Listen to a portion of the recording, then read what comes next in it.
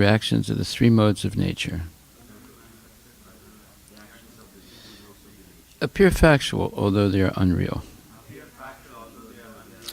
I therefore meditate upon him, Lord Shri Krishna, who is eternally existent in the transcendental abode, which is forever free from the illusory representations of the material world.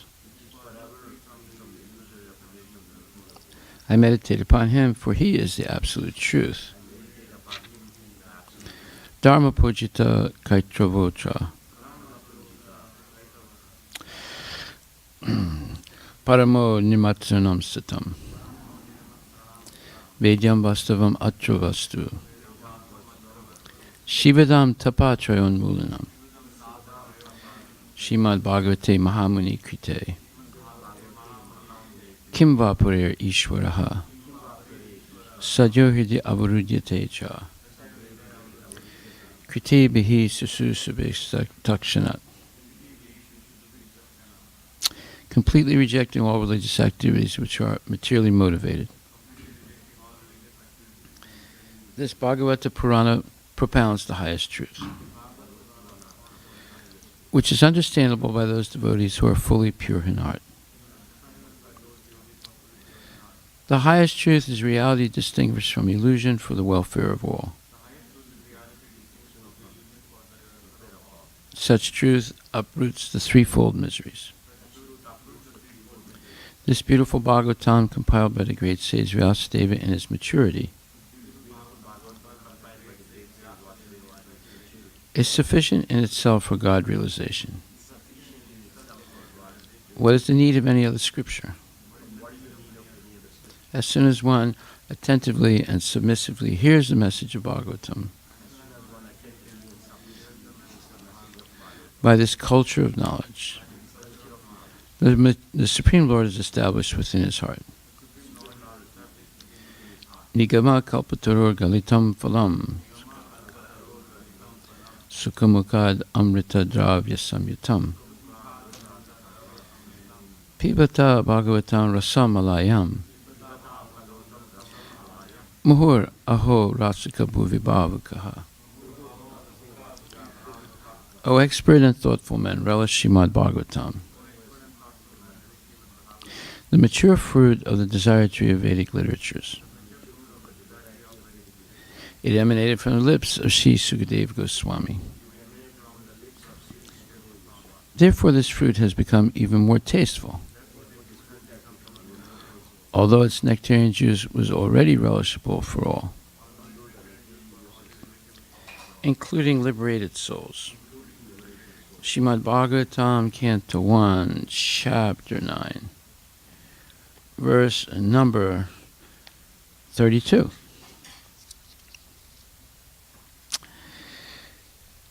Shri Bhisma Uvacha, Itimatir Upakalpita,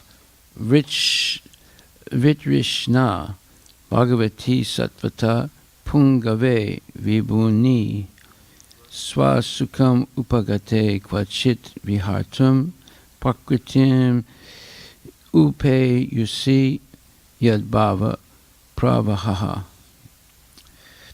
Bhismadev said, "Let me now invest my thinking, feeling, and willing, which was so long engaged in different subjects and occupational duties, in the all-powerful Lord Shri Krishna." He is always self-satisfied. But sometimes, being the leader of the devotees, he enjoys transcendental pleasure by descending on the material world, although from him only the material world is created. Purport by His Divine Grace, A.C. Bhaktivedanta Swami Srila Prabhupada. Because Bhismadeva was a statesman, the head of the Kuru dynasty, a great general, and a leader of Kshatriyas, his mind was strewn over so many subjects, and his thinking, feeling, and willing were engaged in different matters. So strewn means spread out over many different things. Now, in order to achieve pure devotional service, He wanted to invest all powers of thinking, feeling, and willing entirely on the Supreme Being, Lord Krishna. He is described herein as the leader of the devotees and all-powerful. Although Lord Krishna is the original personality of Godhead, he himself descends on earth to bestow upon his pure devotees the boon of devotional service. He descends sometimes as Lord Krishna, as he is, and sometimes as Lord Chaitanya. Both are leaders of the pure devotees. Pure devotees of the Lord have no desire other than the service of the Lord, and therefore they are called sattvata. The Lord is the chief amongst such sattvatas. Bhismadeva therefore had no other desires. Unless one is purified from all sorts of material desires, the Lord does not become one's leader. Desires cannot be wiped out, but they have only to be purified. It is confirmed in the Bhagavad Gita by the Lord himself that he gives his instruction from within the heart of a pure devotee who is constantly engaged in the service of the Lord. Such instruction is given not for any material purpose, but only for going back home, back to Godhead. Bhagavad Gita 10:10. For the ordinary man who wants to lord it over material nature, the Lord not only sanctions and becomes a witness of activities, but he never gives a non-devotee instructions for going back, he never gives the non-devotee instructions for going back to Godhead. That is a difference in dealings by the Lord with different living beings, both the devotee and the non-devotee. He is leader of all living beings, as the king of the state rules both the prisoners and the free citizens. But his dealings are different in terms of devotee and non-devotee. Non-devotees never care to take any instruction from the Lord, and therefore the Lord is silent in their case, although he witnesses all their activities and awards them the necessary results, good or bad. The devotees are above this material goodness and badness. They are progressive on the path of transcendence, and therefore they have no desire for anything material. The devotee also knows Sri Krishna as the original Narayana, because Lord Sri Krishna, by his plenary portion, appears as Karanadaksha Vishnu, the original source of all material creation. The Lord also desires the association of his pure devotees, and for them only the Lord descends on the earth and enlivens them. The Lord appears out of his own will. He is not forced by the conditions of material nature. He is therefore described here as the Vibhu, or the Almighty, for he is never conditioned by the laws of material nature. Srila Prabhupada ki jai. Nama Om.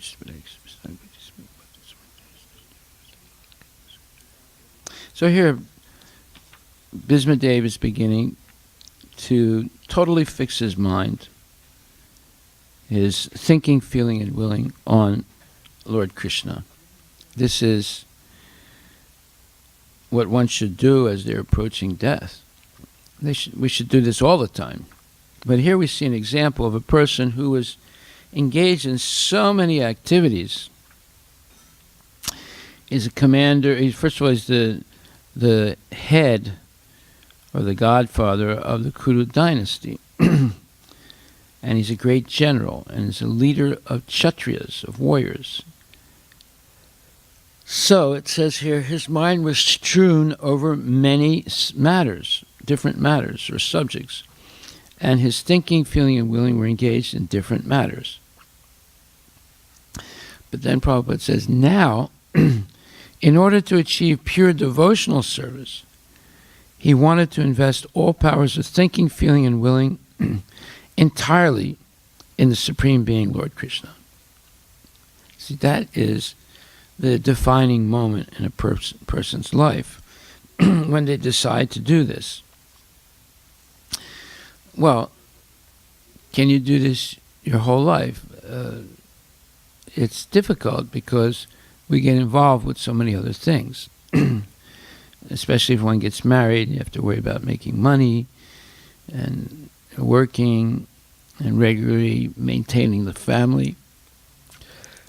And if you get even more involved, like Bismadeva, he's the godfather of an entire dynasty. He's a great general. He has to lead so many powerful warriors. That's not easy. Like if you look at General Eisenhower, he was the supreme commander not only of the American forces, but also of the Allied forces in World War II. Now, that's a huge responsibility. And also, he has oversight and final decision on all battle strategies and money also. The money that was allocated, he had principal control of it. And now you're talking about hundreds and millions of dollars. So he has, and he has to keep under his control other great generals. You know, there were British generals and there were American generals, and they're all powerful people, and they all have their own points of view. And he had to get everyone to cooperate. And then again, as the supreme commander of all the Allied forces, he had millions of men under his orders. Okay? So imagine what's going on in his mind. Right? It's not an easy thing to be in such a responsible position. Well, that's nothing compared to Bismadeva. You know, he was even much more, let's say, beleaguered with responsibilities than General Eisenhower, and he had a much bigger army and so forth. You know, there's 640 million men, no women and children. 640 million men died in 18 days in the battlefield of Kurukshetra. There's never been a war as deadly as that war. For example, in World War II, about 55 to 60 million people died. In Vietnam War, about 50,000, 55,000 American soldiers died, right? Yes. And that's, 4 or 5 years of fighting, machine guns and bombs and everything. In 18 days, 640 million men. There were no women and children. There were only men on the battlefield. They died. Imagine the slaughter that took place and how powerful the weapons must have been. And Bismadev was, in charge of the Kuru dynasty when they had more soldiers than the Pandavas did and more Maharati fighters on their side. And, okay, so, but at some point, like Bismadeva, we have to decide to transfer all our thinking, feeling, and willing to meditate on the Lord and desire the Lord and serve the Lord. And that has to be done before we die. Otherwise, we'll take birth again. So, therefore, Prabhupada says, now, in order to achieve pure devotional service, he wanted to invest all powers of thinking, feeling, and willing entirely in the Supreme Lord, or the Supreme Being, Lord Krishna. He is described herein as the leader of the devotees and all-powerful. Although Lord Krishna is the original personality of Godhead, he himself descends on earth to bestow upon his pure devotees the boon of devotional service. He descends sometimes as Lord Krishna, as he is, and sometimes as Lord Chaitanya. Both are leaders of the pure devotees. So, Prabhupada makes a statement in another place where he says, Krishna said, Satatam kirtayan tamam chitantascha dhritarvata Namasyantas chaman bhakta nitya yukta upasate. He's saying, hey Arjuna, at all times, satatam kirtantumam, chant the glories, chant my glories. Chatantascha dhritarata. That's 9th chapter, 14th verse. And do this with great determination, always chanting my glories, endeavoring with great determination. Namasyantas chaman bhakta, bowing down before me with complete devotion. Nitya yukta upasyate. These great souls perpetually worship me with devotion. Okay. What did Lord Chaitanya say? Hare Nama, Hare Nama, Hare Nama, eva kevalam. Kalo nasteva, nasteva, nasteva gatiranyata. In this age of Kali, there's no other way to please the Lord than chant the holy name of the Lord. So we see the message is the same. Krishna's message, Lord Chaitanya's message is the same. Lord Krishna is saying, Satatam Kirtantamam, and then Lord Chaitanya is saying, Hare Nama, Hare Nama, Hare Nama, Eva Kevalam. At all times. It's the only way to go back to Godhead, by always chanting. So, because Lord Chaitanya is non-different than Krishna. Okay, so, and here, even in how do you fix your thinking, feeling, and willing on the Lord? By chanting the holy name of Krishna. So, Bhismadeva is described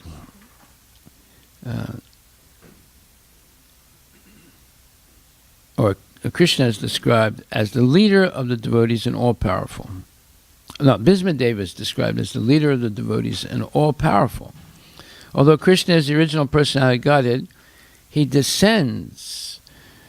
himself descends on earth to bestow upon his pure devotees the boon or the blessing of devotional service.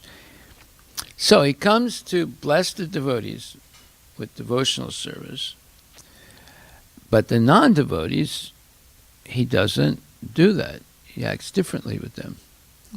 So, why? Because non-devotees are not desiring at all to serve the Lord. They're just meditating on sense gratification. So therefore, everything depends on our desire. And the reason we hear the Bhagavad Gita and Srimad Bhagvatam every day is to keep our desire focused on pleasing Krishna. Otherwise, the mind fluctuates, becomes attracted to some nonsense thing, and then will desire to make money in this way, or have sense gratification in that way, or to, just like one time, one lady told me, when Maharaj comes, I'm going to complain to him about this devotee. I said, wait a minute.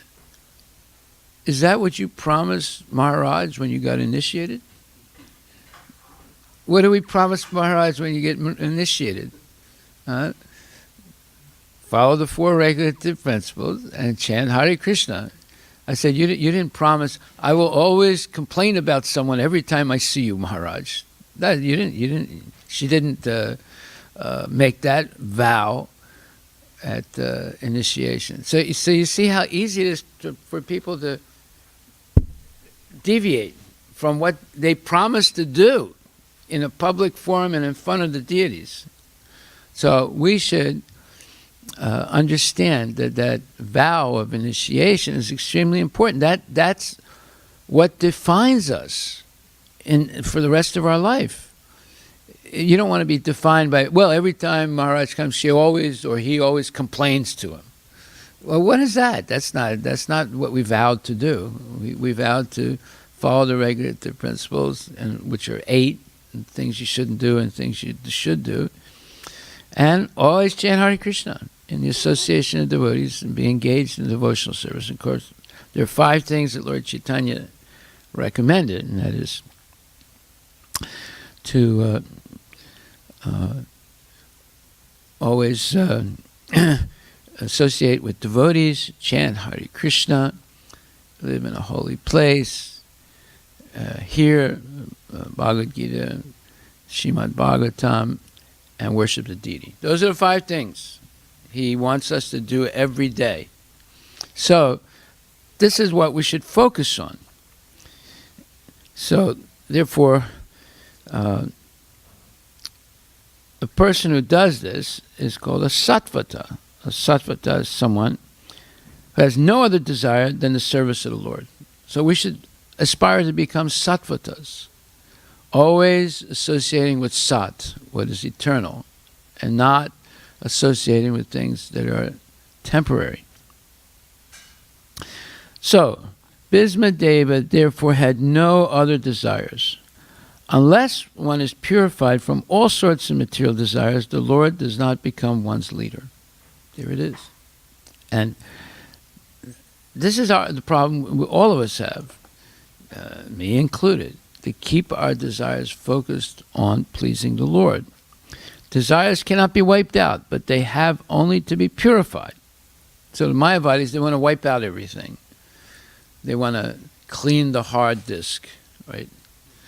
Wipe out all the information. Of course, it's impossible to do that because you might wipe it out, but yet real intelligent hackers and other people, they know how to whatever has been put into the hard disk can be retrieved at one time or other, unless you do what Clinton did, was pour acid on it and then bang it with a hammer. then maybe you won't be able to get the information out. But if you leave it alone, even though you erased everything, it's still there. Is that right or wrong? Yeah. But with chanting Hare Krishna and associating with devotees and endeavoring every day to follow the regulative principles and so forth, and especially this hearing, you can wipe out all the nonsense from the brain. It's possible. Otherwise, it would be impossible to become Krishna conscious, right? But see, this is what Bhismadeva is doing. Prabhupada says, desires cannot be wiped out, but they have only to be purified. So, yeah, you replace all the nonsense desires with real desires to please the Lord. That's what's a sattvata. Sattvata only has desires to please the Lord. It is confirmed in the Bhagavad Gita by the Lord himself that he gives his instruction from within the heart of a pure devotee who is constantly engaged in the service of the Lord. Tesam satta yuktanam bhajatam pritipurvakam dadami buddhi yogam tam yenamam upayanti te. 10th chapter, 10th verse. Such instruction is given not for any material purpose, but only for going back home, back to Godhead. Bhagavad Gita 10:10. However, for the ordinary man who wants to lord it over material nature, the Lord, now when it says lord it over material nature, that means things and people. There's so many things and people in the material nature. So someone wants to lord it over people and things. What does the Lord do for them? Okay. For the ordinary man who wants to lord it over material nature, the Lord not only sanctions and becomes a witness of the activities, but he never gives the non-devotee instructions for going back to Godhead. Wow, that's terrible. He never gives instructions to the devotee to go, for the non-devotee to go back to Godhead. And he sanctions. Well, sanctions has different meanings in English. One meaning is that, gives some type of punishment. And another meaning is he permits. Right? So in this case,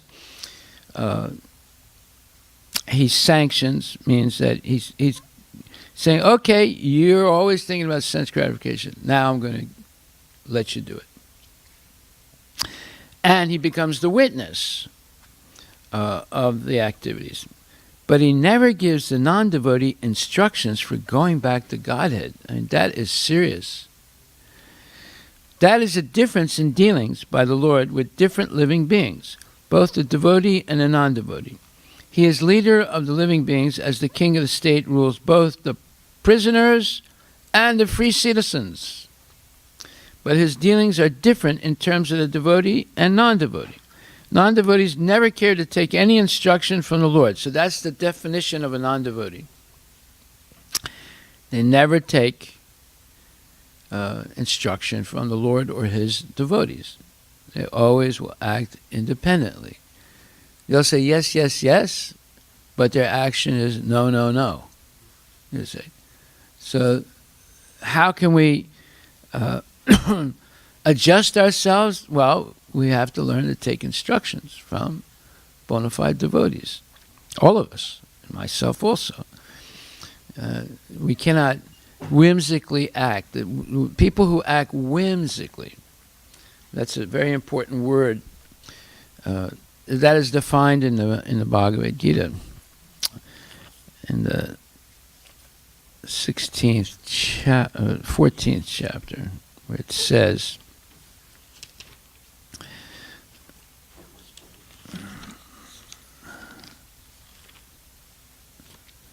let me see where it says that.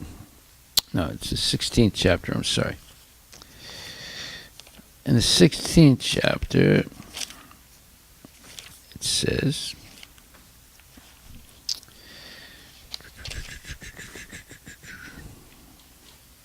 sorry.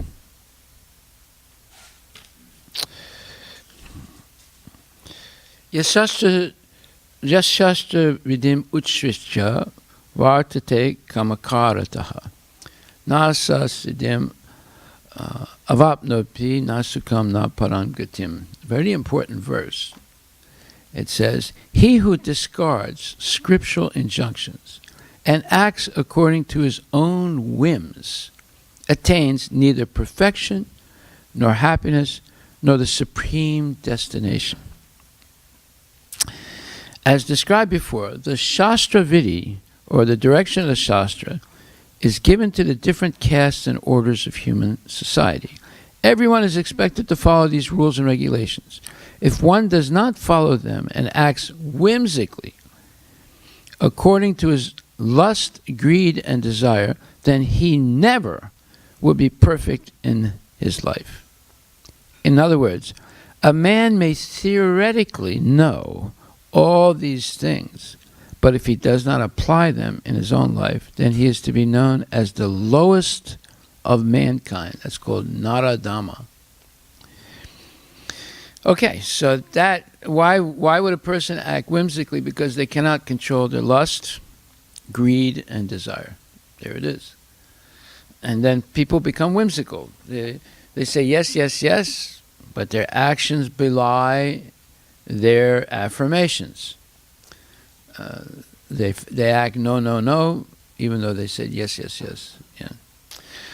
Okay, so we'll stop right there. This is an important purport. We'll discuss it some more tomorrow. That is 16th chapter, 23rd verse. Yeah. And it's a very famous verse. Yes, Shastra vidim utshrija vartate kamakarataha nasa siddhim napnuti nasukam na param gatim. Very nice verse. You should learn it today.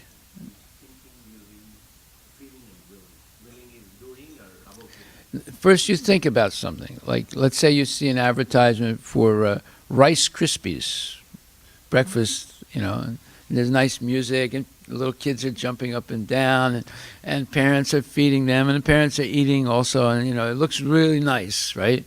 And everyone's saying, it tastes great, and it gives me energy. So now you're thinking, never really thought about Rice Krispies before. I didn't know it's so good. And they all look happy too, Maybe I'll be happy if I eat them in the morning. So then there's feeling. Yeah, I can feel it, It's being happy, and that's the way to start the morning, And then you will. I must buy Rice Krispies today. Now, when you woke up, you were not thinking about Rice Krispies. You were thinking about, I got to get to work on time. But because you saw that advertisement, all of a sudden your thinking, willing, and feeling went toward Rice Krispies. You see? Willing is not actually acting. No, willing means I have to do it. If I don't do it, I won't be happy. You see? Same thing happens, like some woman might see a man that's very desirable, or a man might see a woman that's very desirable, and they think about it, they feel how good it would be, and then they say, I have to do this. That's thinking, feeling, and willing. These are the 3 psychological steps before action. And Krishna consciousness acts on the level of thinking, feeling, and willing to stop that. Right, yeah. I had a question on the previous verse on purpose. Yeah. 31. So, trying to understand how we do understand Prabhupada says in the purpose 1931, first paragraph.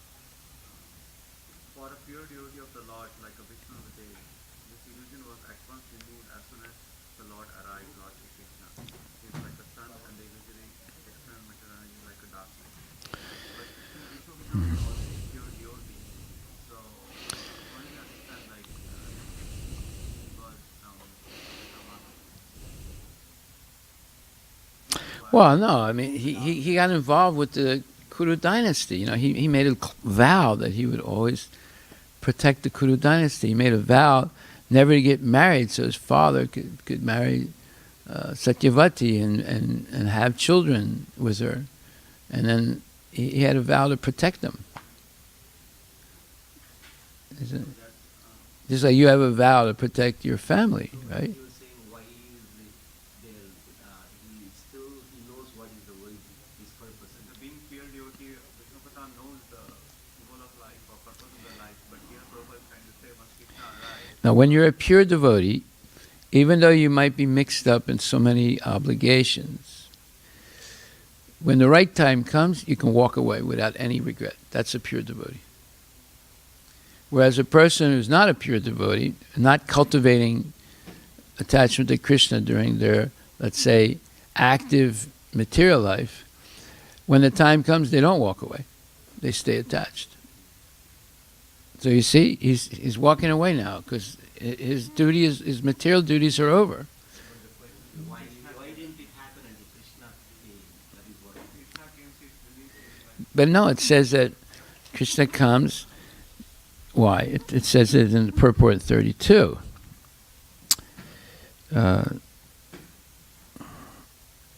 He himself descends on earth to bestow upon his pure devotees the boon of devotional service. He descends sometimes as Lord Krishna as he is, and sometimes as Lord Chaitanya. Both are leaders of the pure devotees. Okay? So, Prabhupada came here, right, to make devotees and teach them to become pure devotees. But obviously, if people accept in this lifetime to become followers of Prabhupada, they had some punya from previous lives, right? And therefore, when Prabhupada spoke, they were attracted to it.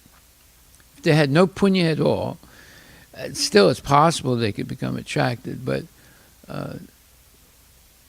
there are some people that immediately were attracted to Prabhupada, immediately surrendered, immediately took up and never left Krishna consciousness. Those are like people on the cusp of pure devotion because they've already done so much in previous life. And there are other who begrudgingly, not begrudgingly, but with some hesitation, joined and have had ups and downs, but they're sticking around, or they leave and then they come back. So there are people like Jayananda, if you know his story. He totally surrendered to Prabhupada, gave up everything else, put his whole energy behind serving Prabhupada. He's the one who made the first Jagannath Rath Yatra cart for Prabhupada. And every year he kept doing it. And he was extremely humble. He never accepted any position of, leadership. He was a leader by nature, but he never took any title.